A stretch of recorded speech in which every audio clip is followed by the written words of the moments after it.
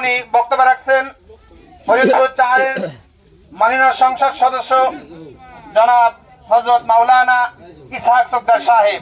জনাব হযরত মাওলানা ইসহাক সুকদার সাহেব।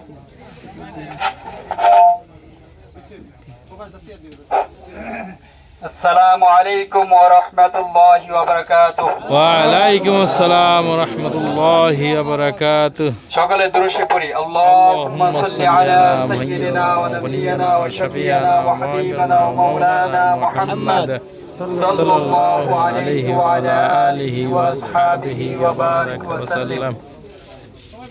উপস্থিত আজকের দিয়ারা নারকেলবাড়ি ইউনিয়নের সকল দায়িত্বশীল বক্তব্যবর্গ এবং উপস্থিত এলাকাবাসী, আমরা যে ইসলামের পক্ষের একটি জনসভা উপস্থিত হয়েছি, আল্লাহ পাক আমাদেরকে উপস্থিত করছেন, তাই সকলে বলি আলহামদুলিল্লাহ।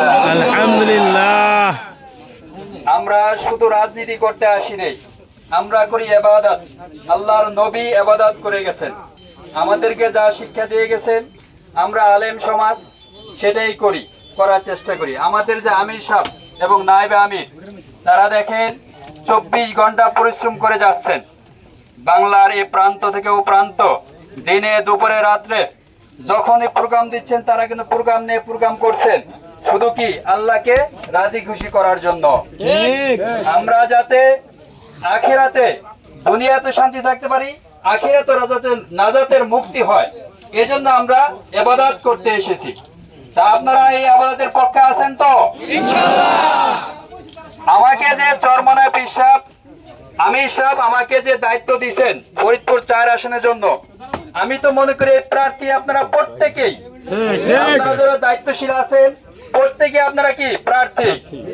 আপনারা ওইভাবে কাজ করবেন তো যাতে ইসলামের বিজয় হয় ইনশাআল্লাহ। শুধু আমাদের উদ্দেশ্য একমাত্র রেজায়ে মাওলা, আল্লাহকে রাজি খুশি করার জন্য, বাংলাদেশে ন্যায় প্রতিষ্ঠা করার জন্য, মানুষের অধিকার ফিরিয়ে দেওয়ার জন্য। কেউ যেন কারো মধ্যে জুলুম না করতে পারে, চাঁদাবাজি না করতে পারে, অন্যায় না করতে পারে, খুন খারাপি না করতে পারে। আমরা শুধু রাজনীতি করি ইবাদতের উদ্দেশ্যে। তাই আপনাদের দোয়া এবং সমর্থন কামনা করি এবং প্রত্যেকে যাতে ইসলামকে বিজয় করতে পারেন, আল্লাহর জমিনে আল্লাহর দ্বীনকে প্রতিষ্ঠা করতে পারেন, এজন্য প্রত্যেকে মাঠে নেমে কাজ করবেন তো ইনশাআল্লাহ। কে কে রাজি আছেন ইসলামের জন্য? আল্লাহকে রাজি করে কাজ করবেন। আল্লাহু আকবার। নামাজ কিন্তু ফরজ, নামাজ কায়েম করা কি ফরজ। নামাজ আমি পড়লাম, আমার সন্তান পড়লো না, আমার পরিবার পড়লো না, নামাজ কায়েম হবে না।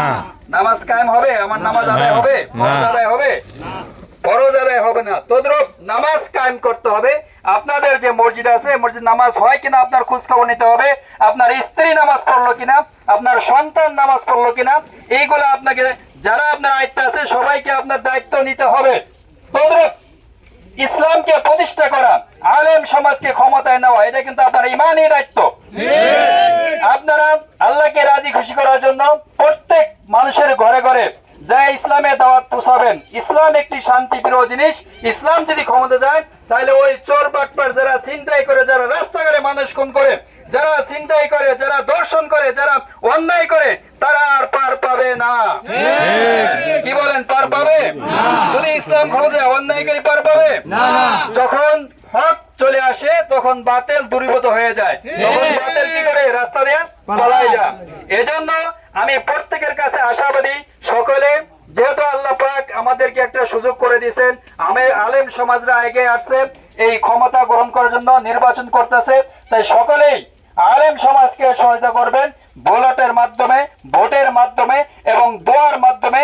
সকলে নামাজ পড়ে দোয়া করবেন আল্লাহ পাক যেন ইসলামকে ক্ষমতা নেয়, ওই ইসলামের কালামে যেন সংসদে উত্তোলন হয় এবং মানুষ যেন শান্তিতে বসবাস করে, আমরা যেন দুনিয়াতে এবং আখিরাতে পরকালে মুক্তির কামনা করি ইনশাআল্লাহ। সকলে দোয়া করবেন যাতে আল্লাহ পাক আমাদেরকে ক্ষমতা গ্রহণ করেন এবং বাংলাদেশে ন্যায় প্রতিষ্ঠা করায়, ইসলামকে প্রতিষ্ঠা করায়। ঠিক আছে, এই জন্য সকলে চেষ্টা করবেন এবং দোয়া করবেন এবং জানমাল নিয়ে মাঠে নামবেন ইনশাআল্লাহ।